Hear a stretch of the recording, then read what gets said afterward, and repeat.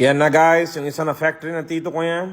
Yan, kita nyo naman, nakapaapa lang sila at kamay-kamay, wala na gloves, no need. Yan na, makas na ni tito at insan ko yan. Yan na, combo na sila, dyan na naman yung Amerikano. Yo, may nakita siya? Opya, ano yun? Ha? Yan na.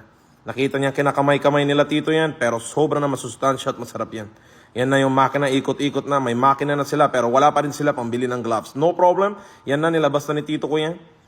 Nakapaapa lang siya. Tapos ipapakain nila sa tao yan. After nila i-mekos-mekos, yan na. Circular motion, yan. Fast circles, yan na. Baking na nila yan.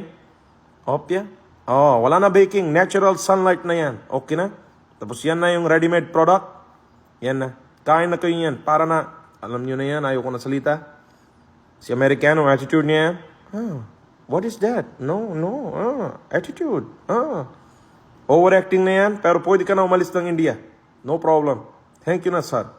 Dapat siya yung inaaway ng kalahi ko.